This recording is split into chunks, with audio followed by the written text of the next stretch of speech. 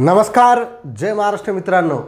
निर्धार competitive hub या YouTube चॅनलमध्ये मी दिनेश गवई तुम्हा सर्वांचं हार्दिक स्वागत करत आहे. आज आपण अंकगणिताचा नवीन टॉपिक बघणार आहोत. त्याचं नाव आहे गुणोत्तर व प्रमाण, रेशो अँड प्रपोर्शन. तर गुणोत्तर कशाला म्हणतात? तर कोणत्याही दोन संख्येचं सर्वात संक्षिप्त रूप म्हणजे त्याला आपण गुणोत्तर म्हणतो, किंवा एका संख्येची दुसऱ्या संख्येसोबत असणारी जी पट आहे त्याला आपण काय म्हणतो? गुणोत्तर म्हणतो. आणि प्रमाण म्हणजे काय? तर प्रमाण म्हणजे चार संख्यांमध्ये असते. पहिली संख्येचं दुसऱ्या संख्येसोबत आणि तिसऱ्या संख्येचं चौथ्या संख्येसोबत जे प्रमाण आहे. फॉर एक्झाम्पल आपण उदाहरणानुसार समजूया प्रमाण म्हणजे काय. त्या अगोदर गुणोत्तर म्हणजे काय. समजा मी 4 आणि 12चं जर गुणोत्तर काढायचं म्हटलं तर 4 ही संख्या 12च्या किती पट आहे? 4 त्रिक 12 होतात, बरोबर आहे ना. म्हणजे 12 ही संख्या 4च्या 3 पट आहे. म्हणजे याला जर संक्षिप्त रूप दिलं तर 4 एक 4, 4 त्रिक 12, म्हणजे आपण याला लिहितो एकास 3. मध्ये 2 टिंब आहेत म्हणजे ते काय? गुणोत्तर आहे. म्हणजे याचं गुणोत्तर किती? एकास 3. ठीक आहे, लक्षात आलं. म्हणजे समजा आपण म्हटलं 5/25 आहेत, तर याला संक्षिप्त रूप द्या 5 एक 5, 5 5 25, म्हणजेच एकास 5. हे काय? 5 आणि 25चं सर्वात संक्षिप्त रूप आहे, म्हणजे त्याचं गुणोत्तर आहे. आता प्रमाणसाठी आपण काय करतो? 4 डॉट दाखवतो. काय? 4 डॉट. ठीक आहे, 4 डॉट म्हणजे पहिल्या दोन संख्या ज्या प्रमाणात आहेत त्याच पुढच्या जो संख्या राहतील त्याच प्रमाणात राहतील. फॉर एक्झाम्पल 2/3 आहे प्रमाणात. समजा आपण म्हटलं 4/6, 4/6 प्रमाणात आहेत. म्हणजे बघा, 4ला जर संक्षिप्त रूप दिलं तर किती येतील? 2. आणि 6ला जर संक्षिप्त रूप दिलं तर किती? म्हणजे 2/3 बरोबर 2/3. हे मध्ये म्हणजे 4 टिंब म्हणजे काय? बरोबरचं चिन्ह आपण सुद्धा म्हणू शकतो. म्हणजे त्याला आपण 2/3 बरोबर 4/6 असं लिहू शकतो. मग 2 दुनी 4, 2 त्रिक 6, म्हणजे 2/3 बरोबर 2/3 असं आपण याला लिहू शकतो. म्हणजे 4 डॉट असतील म्हणजे ते काय असेल? प्रमाण असेल. ठीक आहे. आता या टॉपिकवरचे आपल्याला एक्झाम्पल आणि जे आपल्याला रेल्वेला किंवा SSCला ज्या पण एक्झाम आपण देत आहेत त्याचे PYQ आपण बघणार आहोत. तर पहिला प्रश्न असा आहे की बघा, गुणोत्तर काढताना एका संख्येचं दुसऱ्या संख्येशी गुणोत्तर काढताना त्या ज्या संख्या आहेत त्याचे जे एकक आहेत ते एकक सारखे असले पाहिजे. ठीक आहे. गुणोत्तराला कुठलंही एकक नसते, पण जे आपल्याला दिलेलं आहे त्याचे एकक म्हणजे जे मेजर करतात, जे गोष्ट त्यामध्ये मेजर केलेली आहे त्याचे युनिट जे आहेत ते सेम असलेले पाहिजे. फॉर एक्झाम्पल 16 सेकंदाचे 48 सेकंदाशी गुणोत्तर किती? पहिलं एक्झाम्पल आहे 16 सेकंदाचे 48 सेकंदाशी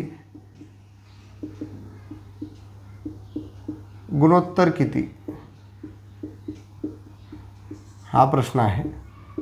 कसा सोडवसाल? इझी. 16 सेकंद वरती लिहिले, 48 सेकंद खाली लिहिले आहे ना.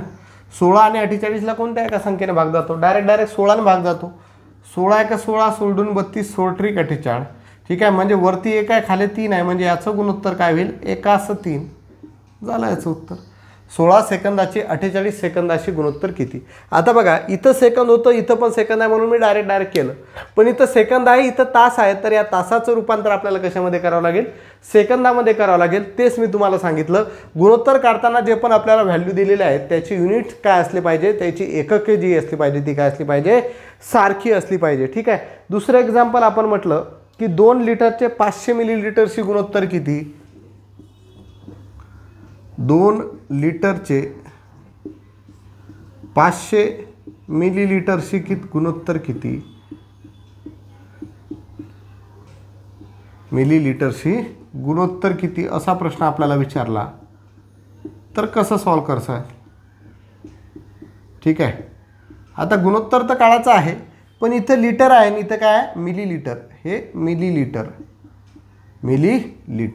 ठीक आहे. आता बघा, आपल्याला माहीत आहे हे लिटर आहे, मिलीलिटर आहे, हे लहान एकक आहे, हे मोठं एकक आहे. मग 1 लिटर बरोबर किती मिलीलिटर होतात? 1000 मिलीलिटर. मग 2 लिटर बरोबर किती मिलीलिटर? 2000. म्हणजे या लिटरचं रूपांतर आपण या 2 लिटरचं रूपांतर पहिले कशामध्ये करू? मिलीमध्ये करू. तर ते किती होतील? 2000 मिली. आता 2 लिटरचे 2000 मिली झाले म्हणजे हे एकक झालं सारखं. हे किती आहे? 500 मिली. मग 2000 भागेला 500 केलं, अपॉनमध्ये 500, 0 0 कट, 0 0 कट, 5 1 5, 5 चौक 20, म्हणजे काय आलं? 4/1, 4/1ला आपण गुणोत्तरामध्ये काय लिहू शकतो? 4:1. 4:1, 4 गुणोत्तर 1, 4:1. समजलं? म्हणजे असे एकके आपले सारखे असणं गरजेची आहेत गुणोत्तर काढताना. ठीक आहे. तर असे काही एक्झाम्पल तुम्ही सॉल्व करू शकता. ठीक आहे. पुढचा प्रश्न बघूया.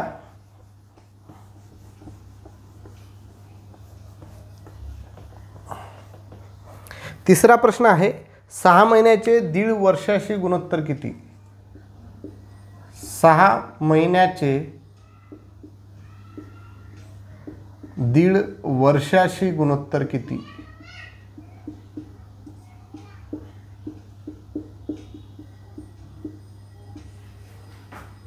गुणोत्तर किती? ठीक आहे. आता बघा 1.5 वर्ष इथं आहेत महिने, म्हणजे या 1.5 वर्षाचं रूपांतर आधी महिन्यामध्ये करावं लागेल.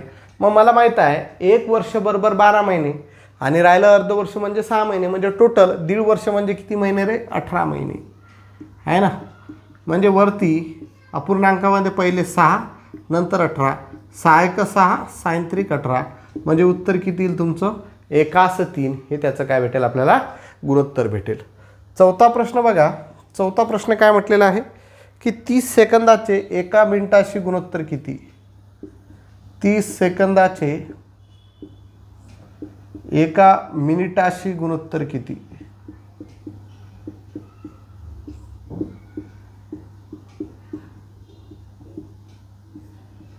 हा प्रश्न आपल्याला सॉल्व करना आहे. तर बघा इथं सेकंद आहेत, इथं मिनिट आहेत, म्हणजे मिनिटाचं रूपांतर सेकंदामध्ये करावं लागेल. तर हे 30 सेकंद वरती आले. 1 मिनिट म्हणजे किती सेकंद? 60. म्हणजे 30 × 30, 30 × 2 60, म्हणजे गुणोत्तर किती आलं? 1:2. ठीक आहे. तर अशा पद्धतीनुसार तुम्ही एक्झाम्पल सॉल्व करत चला. ठीक आहे. एक्झाम्पल लिहित चला, उत्तर पण सॉल्व करत चला. ठीक आहे. बघा पुढचा प्रश्न बघूया आपण.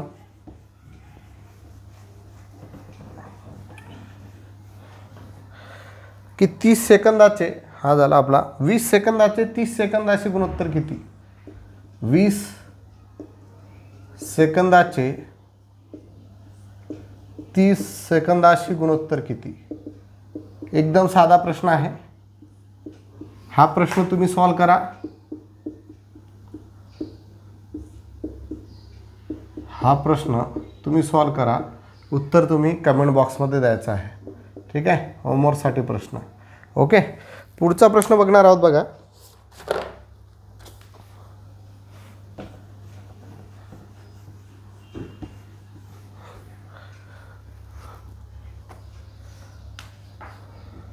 सहावा प्रश्न आहे 287ला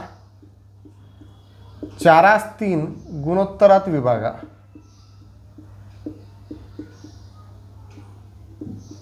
असं विचारलेलं आहे.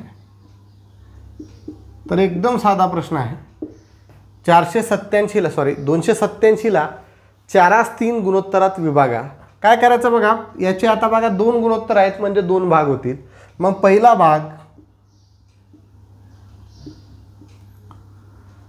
भाग बरोबर टोटल किती येत रे? 287 गुणेला वरती बघा पहिलं गुणोत्तर घ्यायचं, किती आहे? 4. आणि या गुणोत्तराची बेरीज 4 + 3 हे खाली लिहायची. पुढे सॉल्व जर केलं तर 287 गुणेला 4/7. ठीक आहे. 7ने 287ला जर भागलं तर 7×28 7×1 7. मग 4×1 4, 4×4 16. उत्तर किती द्यायचं? 164.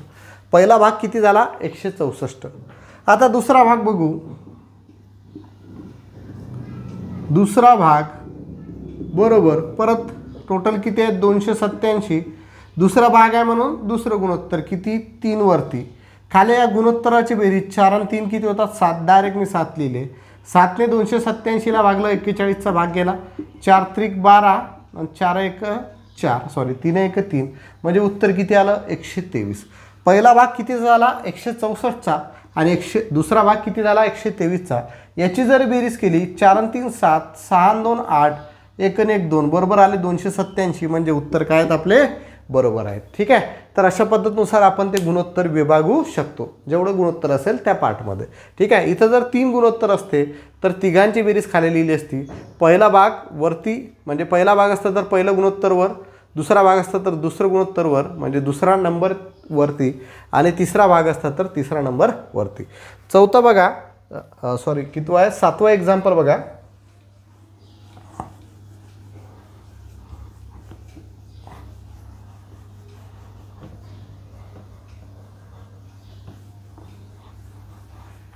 सातवं एक्झाम्पल आपल्याला बनायचं आहे की 3240ला 5/3 गुणोत्तरात विभागा. 3240ला 5/3 गुणोत्तरात विभागा.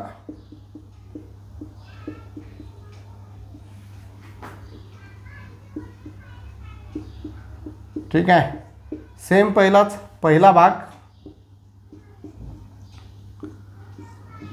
भाग बरोबर टोटल किती आहे 3240 गुणेला यामधलं पहिला नंबर 5, या दोघांची बेरीज खाली लिहिणार 5 + 3 8, 8 चौक 32, 8 0 0, 8 पंचे 40, 5 5 25, 5 चौक 20 म्हणजे किती येतील 2025.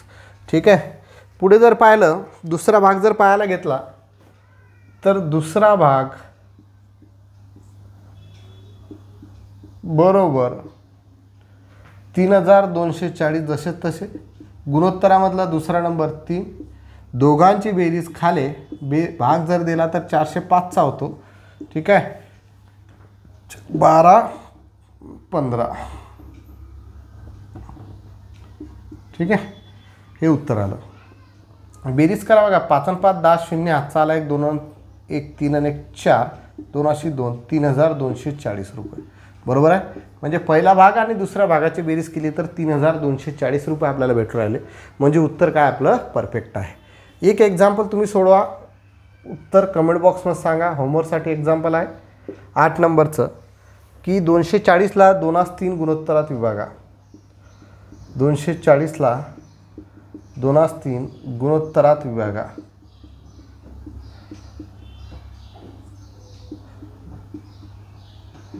हा प्रश्न तुम्ही सोडवायचा आहे. उत्तर जे आहे कमेंट बॉक्समध्ये सांगायचं आहे. ठीक आहे. आता पुढे आपण थोडंसं जाऊया. आता आपण बघणार आहोत चतुर्थ प्रमाणपद काढणे. ठीक आहे.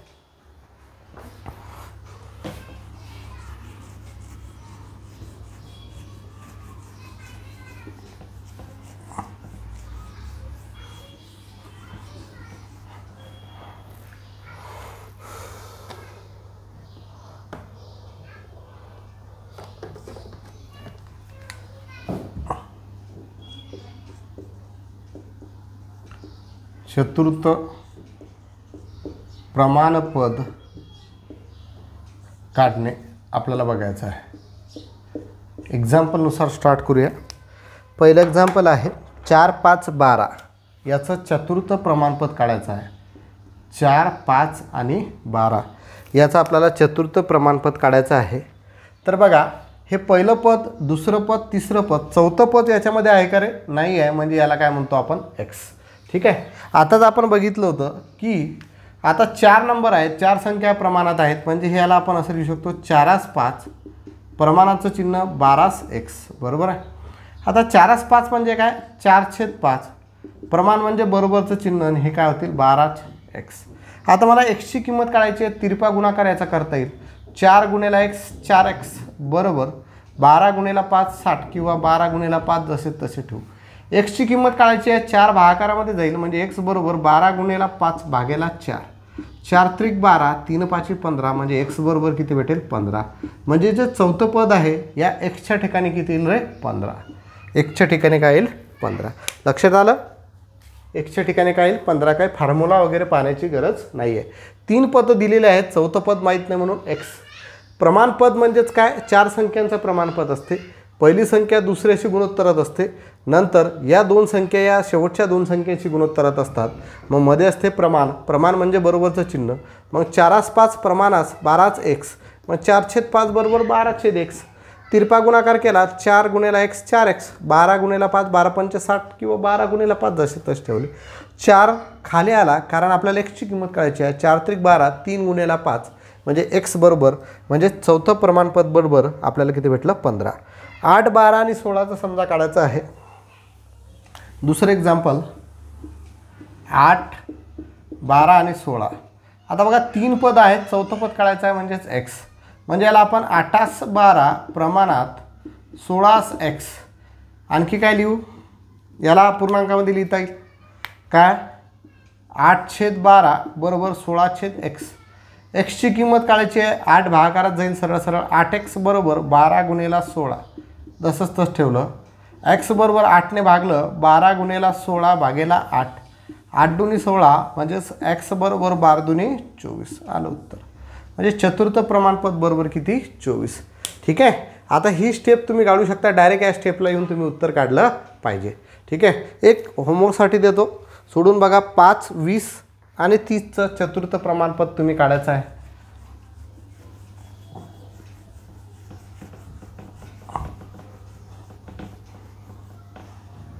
तिसरं एक्झाम्पल,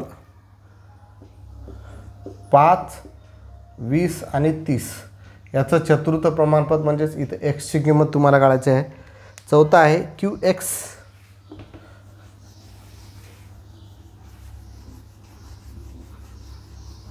चौथं एक्झाम्पल आहे, बघूया.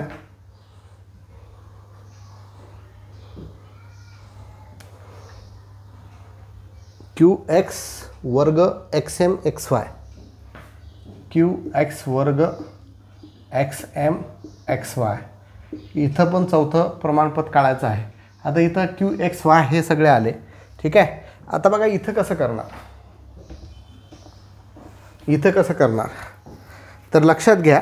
आता इथं तर नंबर नाही येत आहे ना, म्हणजे इथं भागाकार वगैरे करता नाही येत. मग अशा ठिकाणी चतुर्थ प्रमाणपद बरोबर, चतुर्थ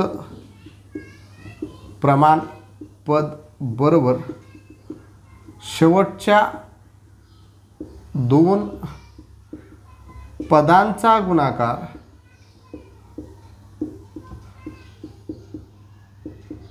अपॉनमध्ये पहिले पद, हे लक्षात ठेवा. अपॉनमध्ये काय, पहिले पद. आता शेवटचे 2 पद काय तिथं XM आणि XY, म्हणजेच इथं आपण XM गुणिला XY केलं आणि खाली QXचा वर्ग केला.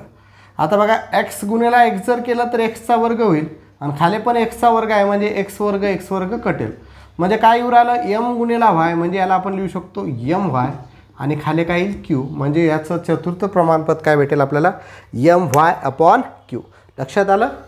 चतुर्थ प्रमाणपद म्हणजे जिथं तुम्हाला नंबर दिलेला नाही आहे तर तिथं काय करायचं, शेवटच्या 2 पदांचा गुणाकार छेदामध्ये पहिल्या पद आहे ना, पहिल्या पदाने त्याला भागायचं. आता XM गुणिला XY केलं तुम्ही, अपॉनमध्ये QXचा वर्ग. आता बघा x गुणिला x केलं तर xचा वर्ग होते आणि x वर्ग काय झाला, कटला. मग म्हणजेच m गुणिला y बरोबर my/q, हे आपल्याला उत्तर त्याचं भेटलेलं आहे.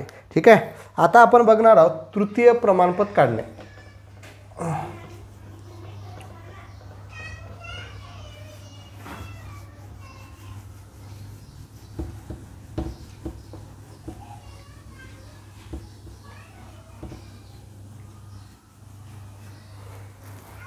तृतीय प्रमाणपद काढणे.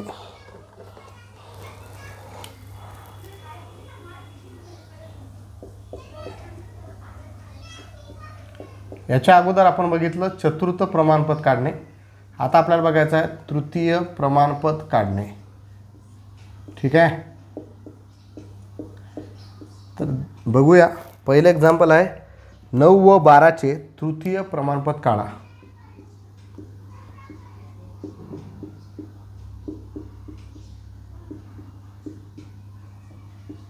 प्रमाणपद काढा.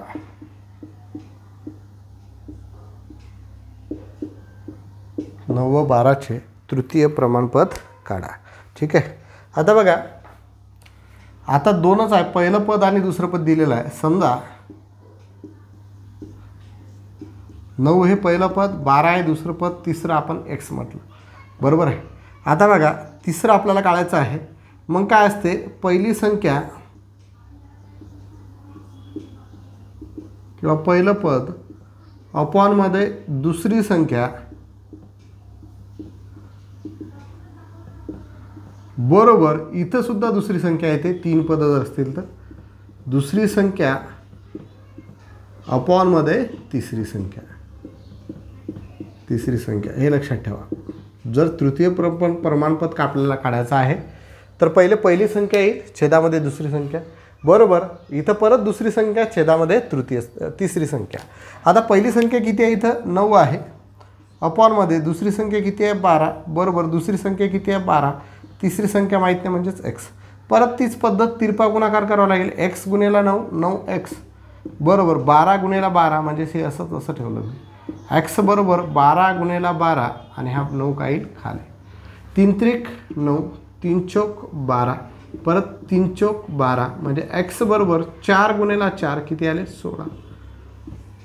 म्हणजेच या xच्या ठिकाणी इथे किती येतील 16, म्हणजे तृतीय प्रमाणपद काय भेटेल 16.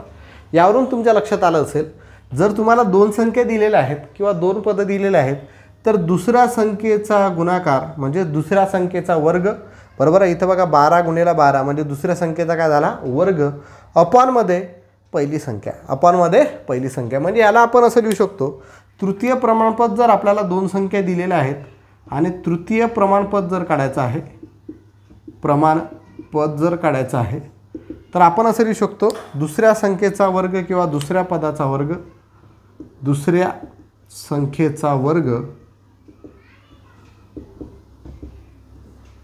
अपॉनमध्ये पहिली संख्या. ठीक आहे. आता तोंडी करता येईल. मग दुसऱ्या संख्येचा वर्ग म्हणजेच 12 गुणेला 12 अपॉनमध्ये पहिली संख्या 9. ठीक आहे. 3 त्रिक 9, 3 चौक 12 झालं, परत 3 त्रिक 9 3 चौक 12 म्हणजे 4 गुणेला 4 उत्तर किती आपल्याला 16 भेटलं. ठीक आहे. पुढचं बघा 16 आणि 20चे तृतीय प्रमाणपद काढा. दुसरा प्रश्न जर सॉल्व करायचा आहे तर कशा पद्धतीनुसार सॉल्व करसाल.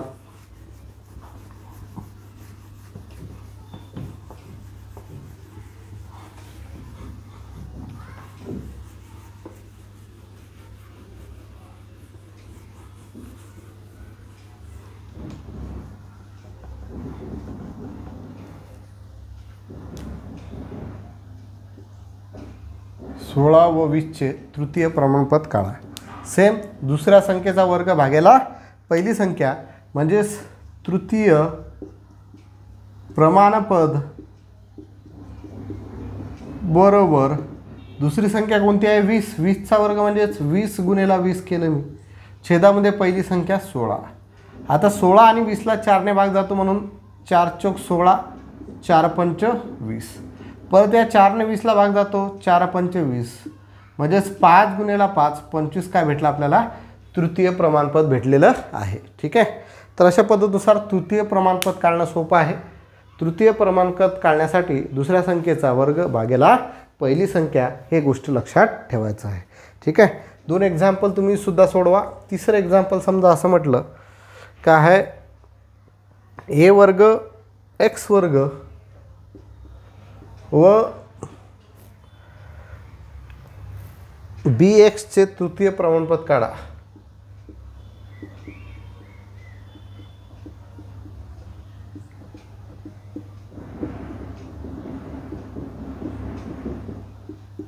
हे मी तुम्हाला सांगतो. दुसऱ्या संख्येचा वर्ग म्हणजे काय bx गुणेला bx आणि खाली पहिली संख्या येईल a वर्ग x वर्ग. इथं बघा b गुणेला b जर केलं तर b चा वर्ग आणि इथं काय येईल x चा वर्ग.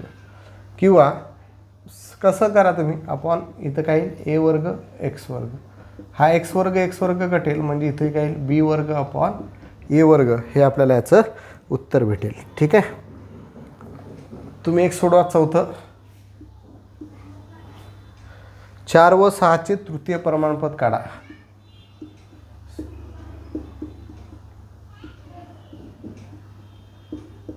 प्रमाणपद काढा. हा प्रश्न तुम्ही सोडवायचा आहे. उत्तर जे आहे कमेंट बॉक्समध्ये सांगायचं आहे. 4 व 6चे तृतीय प्रमाणपद तुम्ही काढायचं आहे. उत्तर जे आहे कमेंट बॉक्समध्ये तुम्ही सांगायचं आहे. पुढचा प्रश्न बघूया की मध्यम प्रमाणपद काढणे. एकदम सोपा आहे. परत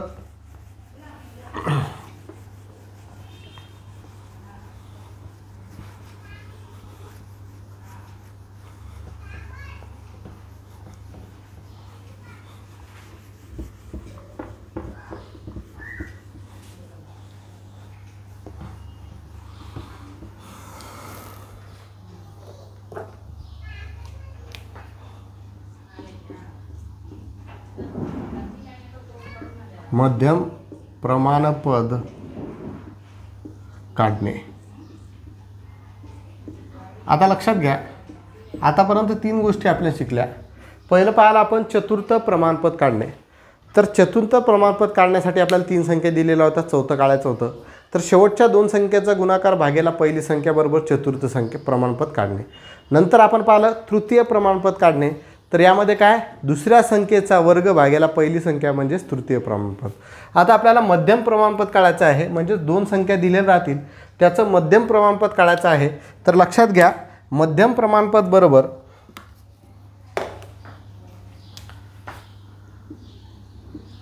मध्यम प्रमाणपद बरोबर वर्गमुळात पहिली संख्या गुणेला दुसरी संख्या. बस, मध्यम प्रमाणपद बरोबर वर्गमुळात पहिली संख्या गुणेला दुसरी संख्या. हे व नाही आहे, हा प आहे. प म्हणजे पहिली संख्या गुणेला दुसरी संख्या. आता तुम्ही किती उदाहरणं जर असले तर ते सोडवता येतील. 49 व 64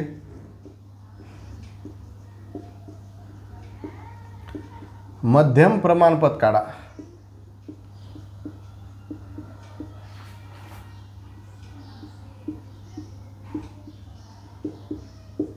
बस, मध्यम प्रमाणपद बरोबर म्हणजे काय, आताच आपण बघितलं. मध्यम प्रमाणपद बरोबर वर्गमुळात पहिली संख्या किती आहे 49 गुणेला दुसरी संख्या किती आहे 64. आता याचा गुणाकार करण्यापेक्षा 49चं वर्गमूळ मला माहीत आहे किती आहे 7, हे लिहिलं, वर्गमुळाच्या बाहेर आलं. 64चं वर्गमूळ किती आहे 8, हे मला माहीत आहे. म्हणजे हे संख्या वर्गमुळाच्या बाहेर आल्या तर 7 आणि 8 होतील, कारण 49चं वर्गमूळ 60, 7 आणि 64चं वर्गमूळ 8, 7 8 56, म्हणजेच मध्यम प्रमाणपद किती भेटलं आपल्याला 56 भेटलेलं आहे. ठीक आहे, तोंडी उत्तर याचे काढता येतील. 121 व 64चे मध्यम प्रमाणपद काढा. 121 व 64चे मध्यम प्रमाणपद काढा. प्रमाणपद काढा. ठीक आहे, काढता येईल. मध्यम प्रमाणपद बरोबर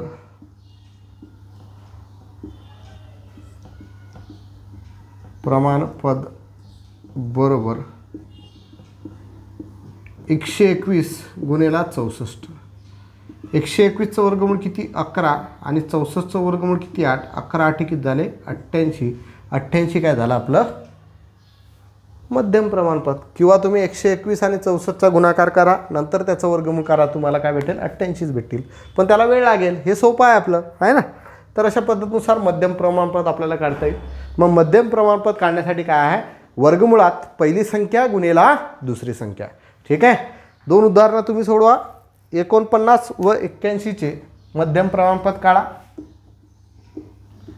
49 व 81 हा होमवर्कसाठी याचं मध्यम प्रमाणपद. आणि चौथा आहे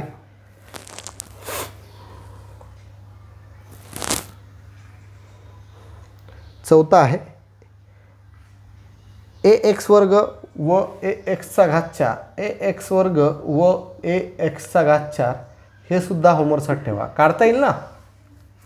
ठीक आहे, बघा a गुणेला a चा वर्ग होतो, म्हणजे बाहेर आलं वर्गमुळात तर काय येईल ते फक्त येईल. आणि x चा घात 2 गुणेला x चा घात जर 4 केलं तर x चा घात 6 होतो, आणि तो जर वर्गमुळाच्या बाहेर आला तर x चा घात काय होईल 3. म्हणजे एकदम सोपं उत्तर तुम्हाला भेटेल.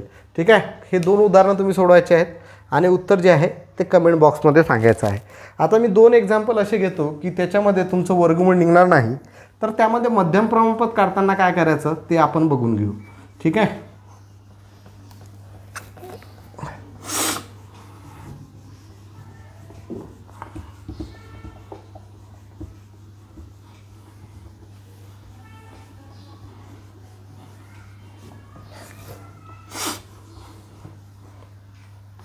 दहा व 18चे मध्यम प्रमाणपद काढा. 5वं एक्झाम्पल समजा, 10 व 18चे मध्यम प्रमाणपद काढा. प्रमाणपद काढा. सेम तीच कन्सेप्ट आहे. मध्यम प्रमाणपद बरोबर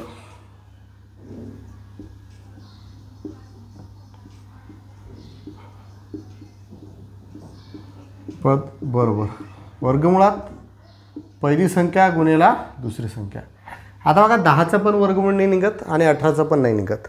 मग आता 10चे अवयव जर मी पाळले तर माझ्या लक्षात येते काय करू शकतो आपण 2 गुणेला 5 लिहू शकतो. गुणेला 18ला मी काय लिहू शकतो 2 गुणेला 9 लिहू शकतो.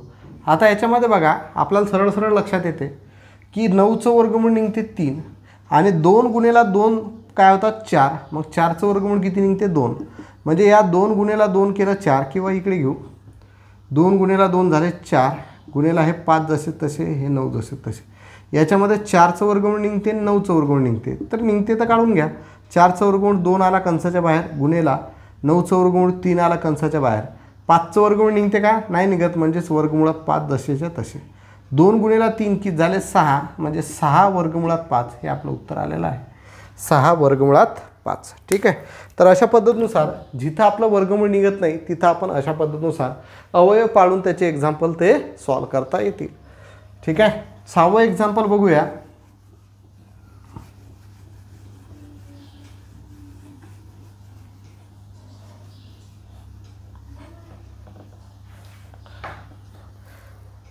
चाळीस आणि किती आहेत 60 याचे मध्यम प्रमाणपद काढा. 40 व 60चे मध्यम प्रमाणपद काढा.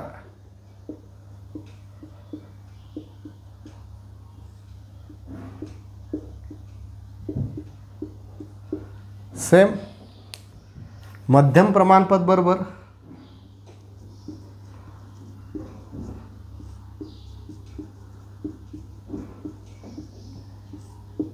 पहिली संख्या 40 गुणेला दुसरी संख्या 60. ठीक आहे. 10 चौक 40 होतात आहे ना किंवा 20 दुनी 40 होतात. जसं तुम्हाला 40चे अवयव पाळायचे ते पाडा. ठीक आहे.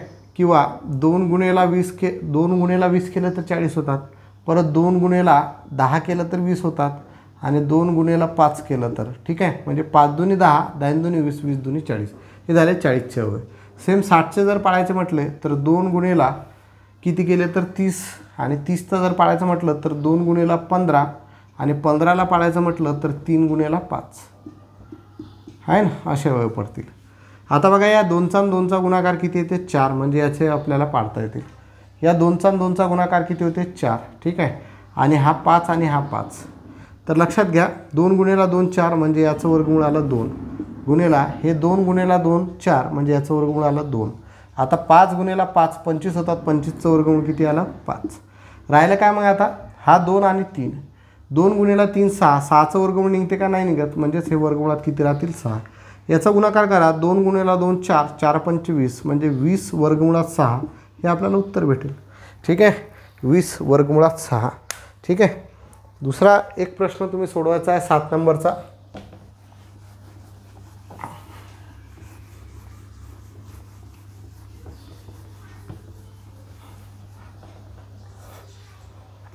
एक्क्याऐंशी व 50चे मध्यम प्रमाणपद काढा. हा प्रश्न तुम्ही सोडवा. 81 व 50चे मध्यम प्रमाणपद काढा.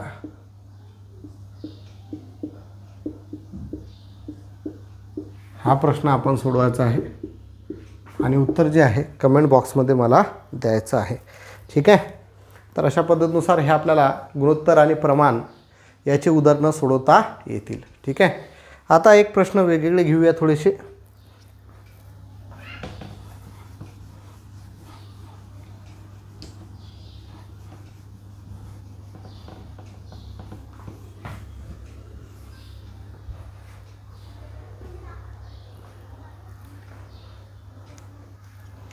खुर्ची व टेबल याच्या किमतीचे गुणोत्तर 2:5 आहे.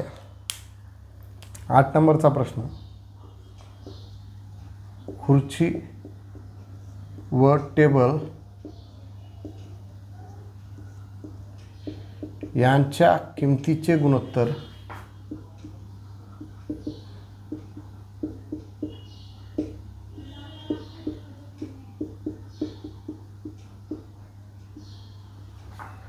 2:5 2/5 आहे.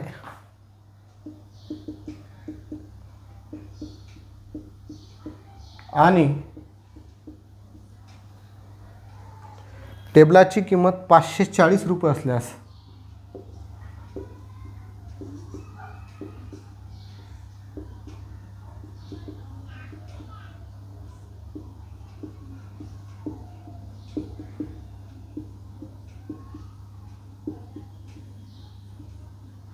₹540 असल्यास खुर्चीची किंमत किती?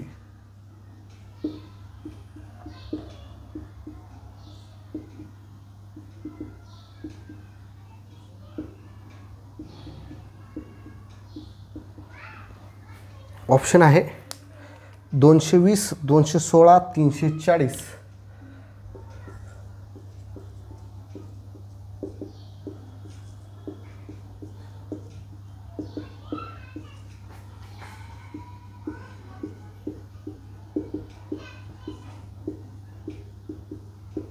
ठीक आहे, हे ऑप्शन आपल्याला दिलेलं आहे. एकदम इझी प्रश्न आहे, एकदम इझी प्रश्न आहे. ठीक आहे, लक्षात घ्या. खुर्ची व टेबल यांच्या किमतीचे गुणोत्तर 2:5 आहे आणि टेबलाची किंमत 540 रुपये असल्यास खुर्चीची किंमत किती? आता एक किमतीचं गुणोत्तर दिलेलं आहे, म्हणजे पहिले काय राहील खुर्ची आणि खाली काय राहील टेबल. बरोबर आहे. याचं गुणोत्तर किती आहे रे? 2:5 आहे, म्हणजे 2/5 आहे. बरोबर. आता आपण उदाहरण बघूया. आता 2:5 आहे म्हणजे 2/5 आहे. बरोबर. वरती काय राहील खुर्चीची किंमत. खुर्चीची किंमत आपल्याला दिलेली आहे का? नाही. बरोबर. एक्स आहे ना. 2 इथं एक्स आला, कारण वरती खुर्ची आहे तर इथं खुर्चीची किंमत एक्स. अपॉनमध्ये इथं खाली टेबल राहील. टेबलाची किंमत किती आहे? 540. बस. आता पुढे काय करता येईल आपल्याला? काय करता येईल? तिरपा गुणाकार. साधी गोष्ट आहे. एक्सची किंमत काढायची आहे तर 5 गुणिले एक्स 5x, 2 गुणिले 540. एक्सची किंमत काढायची आहे. हा 5 भागाकारात जाईल. 2 गुणिले 540 भागेला 5. 5 1 5. ठीक आहे. 5 0 0 5 8 40. म्हणजे x बरोबर 8 2 16 2 1 2 216 रुपये. तर त्या खुर्चीची किंमत किती राहील? 216 रुपये. झालं. एवढा सोपा प्रश्न आहे. कारण खुर्चीची किंमत आणि टेबलाची किंमत याचं गुणोत्तर आहे 2:5. मग त्याची किंमतसुद्धा इकडे लिहिलं 2/5 बरोबर. खुर्चीची किंमत माहीत नाही म्हणून एक्स, कारण वरती खुर्ची आहे म्हणून इकडे खुर्चीची किंमत.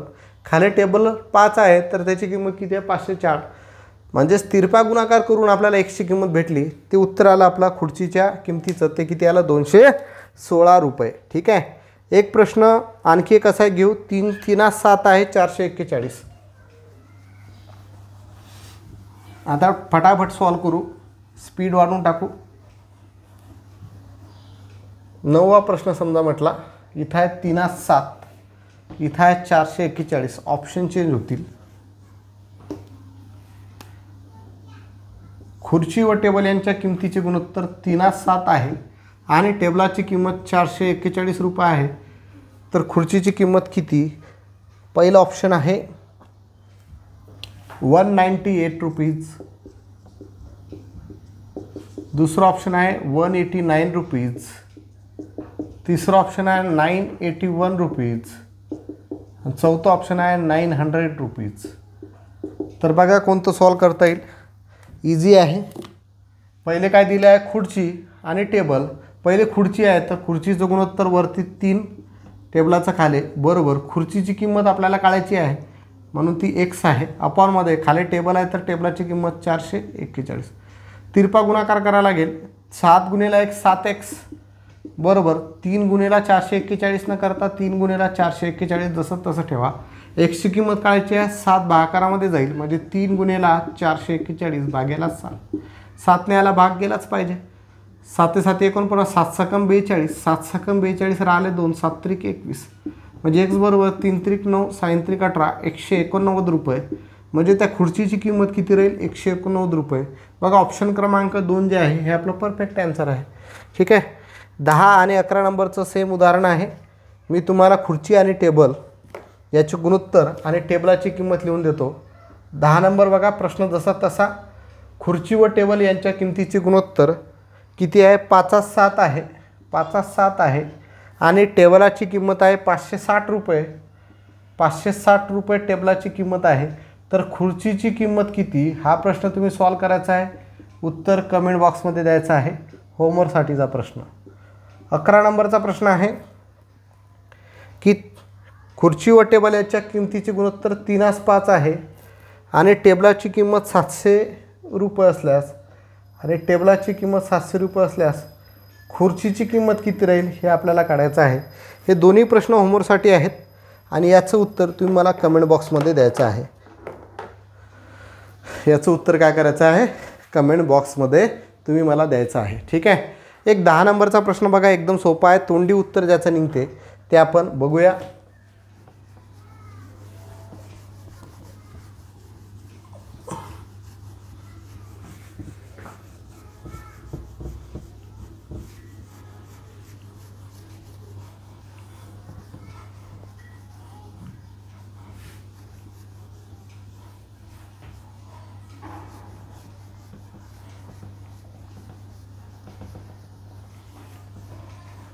बघा 10 नंबरचा प्रश्न आहे.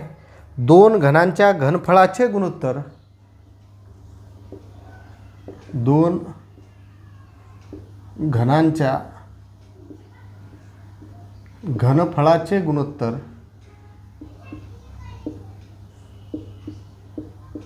2 घनांच्या घनफळाचे गुणोत्तर 125 64 आहे, तर त्यांच्या बाजूचे गुणोत्तर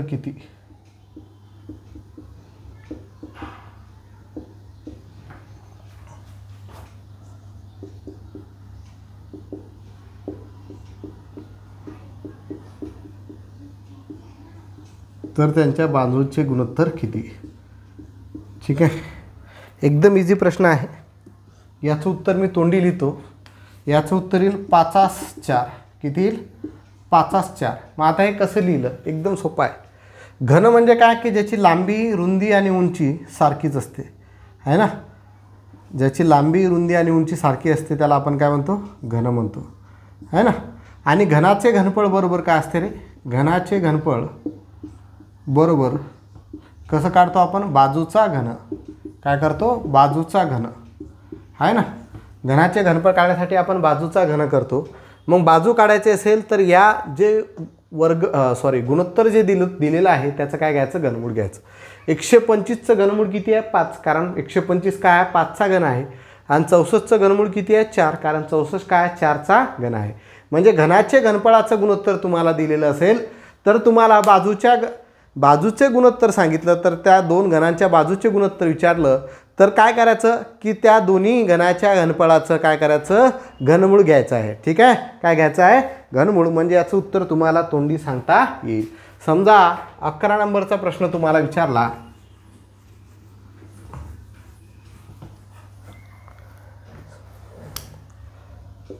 (27 125) 2 घनांच्या घनफळाचे गुणोत्तर 27 125 आहे, तर त्यांच्या बाजूचे गुणोत्तर किती.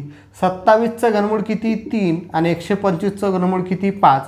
म्हणजे त्यांच्या बाजूचं गुणोत्तर किती, 3/5 असं तुम्ही तोंडी सांगलं पाहिजे. 12 नंबरचा प्रश्न सेम प्रश्न आहे. 2 घनांच्या घनफळाचे गुणोत्तर 8 27 आहे, तर त्यांच्या बाजूचे गुणोत्तर किती. तर तुम्ही तोंडी सांगलं पाहिजे. 8 कशाचं घनमूळ आहे, 8चं घनमूळ किती आहे, 2. आणि 27चं घनमूळ किती आहे, 3. म्हणजे उत्तर किती येईल, 2/3. तर अशा पद्धतीनुसार हे प्रश्न सॉल्व करण्याची गरज नाही.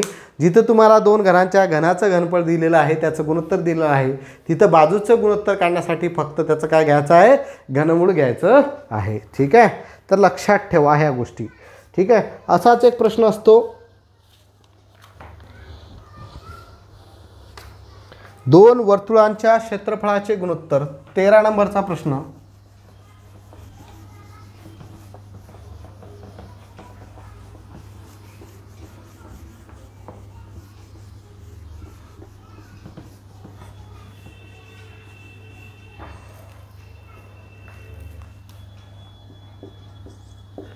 दोन वर्तुळांच्या क्षेत्रफळाचे गुणोत्तर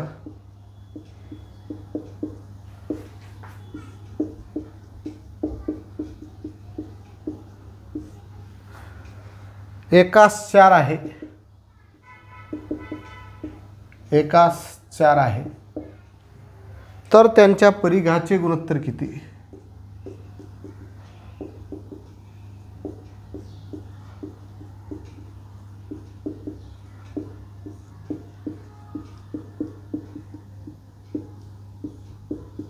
तर त्यांच्या परिघांचे गुणोत्तर किती? आता इथं क्षेत्रफळ दिलेलं आहे आणि आपल्याला परिघ विचारला, तर बघा वर्तुळाचं क्षेत्रफळ काढण्यासाठी आपण त्रिज्येचा काय करतो? वर्ग करतो. आणि परिघ काढण्यासाठी आपण काय करतो? फक्त त्रिज्या एकदाच असते 2 पाया r, किंवा आपण काय लिहितो? पाय d म्हणजे व्यास. बरोबर आहे. म्हणजे लक्षात घ्या, इथं त्रिज्येचा वर्ग होऊ राहिला आणि परिघ काढण्यासाठी त्रिज्या सिंगल येऊ राहिली. म्हणजे सरळ परिघांचे गुणोत्तर म्हणजे काय? या दोन्ही संख्यांचं काय? वर्गमूळ. जर दोन वर्तुळाच्या क्षेत्रफळाचं गुणोत्तर दिलेलं आहे आणि त्याचं परिघाचं गुणोत्तर विचारलं, तर ते जे गुणोत्तर दिलेलं आहे त्याचं काय घ्यायचं? वर्गमूळ. मग 1चं वर्गमूळ किती? 1 आणि 4चं वर्गमूळ किती? 2. तर त्यांच्या परिघाचे गुणोत्तर किती राहील? एकास 2. ठीक आहे. समजा 14 नंबरचा प्रश्न तुम्हाला विचारला, दोन वर्तुळांच्या क्षेत्रफळाचे गुणोत्तर, दोन वर्तुळांच्या क्षेत्रफळाचे गुणोत्तर 2581 आहे, तर त्यांच्या परिघाचे गुणोत्तर किती? तर बघा क्षेत्रफळाचे गुणोत्तर दिलेलं आहे, तर 25चं वर्गमूळ किती? 5 आणि 81चं वर्गमूळ किती? 9. म्हणजे त्यांच्या परिघाचं गुणोत्तर किती येईल? 5/9. ठीक आहे. तर अशा पद्धतीनुसार आपण हे करता येईल. एकदम तोंडी उत्तर तुम्ही काढू शकता. ठीक आहे. आता समजा तुम्हाला असा उलटा प्रश्न विचारला, हे लक्षात आलं, क्षेत्रफळाचं गुणोत्तर दिलेलं आहे, परिघाचं काढायचं आहे, तर जे तुम्हाला गुणोत्तर दिलेलं आहे त्या दोन्ही संख्यांचं वर्गमूळ काढून गुणोत्तरात लिहायचं, झालं उत्तर त्याचं. ठीक आहे. आता प्रश्न तुम्हाला उलटा विचारला, समजा 15 नंबरचा किंवा 14 नंबरचा, 14 नंबरचा प्रश्न विचारला, दोन वर्तुळांच्या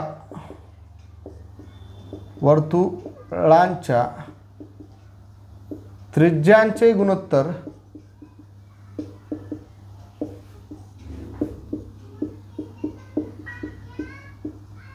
त्रिज्यांचे गुणोत्तर 3/4 आहे, तर त्यांच्या क्षेत्रफळाचे गुणोत्तर किती?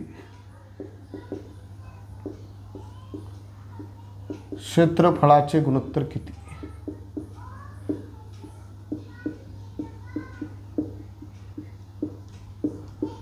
ठीक आहे. आता बघा इथं लक्षात घ्यायचं, कन्फ्युजन नाही व्हायचं. इथं काय दिलेलं आहे? त्रिज्या आणि क्षेत्रफळ काढायला सांगितलं. मग त्रिज्या काय असते? सिंगल असते. क्षेत्रफळमध्ये त्रिज्येचा काय होतो रे? वर्ग होतो. म्हणजे सरळ सरळ त्रिज्यांचं गुणोत्तर दिलेलं आहे, तर क्षेत्रफळाचं गुणोत्तर विचारलं तर यांचा काय करायचा? वर्ग. म्हणजेच 3चा वर्ग किती रे? 9 आणि 4चा वर्ग किती रे? 16. म्हणजेच त्यांच्या क्षेत्रफळाचे गुणोत्तर आता किती भेटेल? 9/16. काय किती भेटेल? 9/16. समजा सेम प्रश्न 15 नंबरचा तुम्हाला विचारला, दोन वर्तुळांच्या त्रिज्यांचे गुणोत्तर 2/5 आहे, तर त्यांच्या क्षेत्रफळाचे गुणोत्तर किती? तर 2चा वर्ग 4 आणि 5चा वर्ग 25, तर त्याच्या क्षेत्रफळाचं गुणोत्तर किती झालं? 4/25. समजा तुम्हाला 16 नंबरचा प्रश्न विचारला, दोन वर्तुळांच्या त्रिज्यांचे गुणोत्तर 3/2 आहे, तर त्यांच्या क्षेत्रफळाचे गुणोत्तर किती? तर 3चा वर्ग 9 आणि 2चा वर्ग 4, 9/4 जे आहे त्याच्या क्षेत्रफळाचं गुणोत्तर असेल. 17 नंबरचा प्रश्न तुम्हाला विचारला की दोन वर्तुळांच्या त्रिज्याचे गुणोत्तर 5/12 आहे, तर त्यांच्या क्षेत्रफळाचे गुणोत्तर किती? तर 5चा वर्ग 25 आणि 12चा वर्ग 144 हे आपल्याला त्याच्या क्षेत्रफळाचं गुणोत्तर भेटेल. तर अशा पद्धतीनुसार आपल्याला उत्तरं त्याचे काढता येईल. उलटा आपल्याला विचारलं, आता परत उलटा जाऊ आपण, असाच एक प्रश्न घेऊ, दोन घनांच्या बाजूचे गुणोत्तर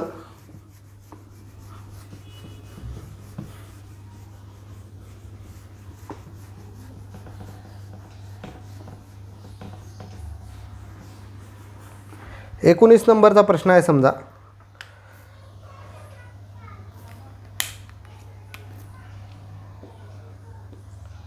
दोन घनांच्या बाजूचे गुणोत्तर 2/5 आहे,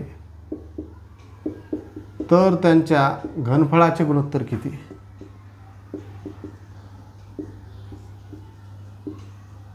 साध्या साध्या गोष्टीत, पण चुकलं नाही पाहिजे.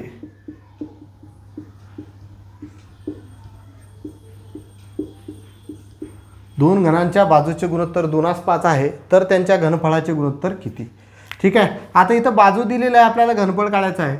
मग घनाचं घनफळ काढण्यासाठी बाजूचा काय करतो आपण? घन करतो. मग इथं बाजू आहे आणि घनफळाचं गुणोत्तर विचारलं म्हणजे जे दिलेले आहेत बाजू त्याचा काय करायचा? घन करायचा. 2चा घन किती रे? 8. 5चा घन किती? 125. म्हणजेच त्यांच्या घनाचे घनफळ किती? 8 125. सेम 20 नंबरचा प्रश्न तुम्हाला तसाच विचारला. दोन घनांच्या बाजूचे गुणोत्तर 3:7 आहे, तर त्यांच्या घनफळाचे गुणोत्तर किती? तर 3चा वर्ग 27, 7चा वर्ग 343. हे झालं तुमचं उत्तर. 21 नंबरचा प्रश्न सेम तुम्हाला तसा विचारला.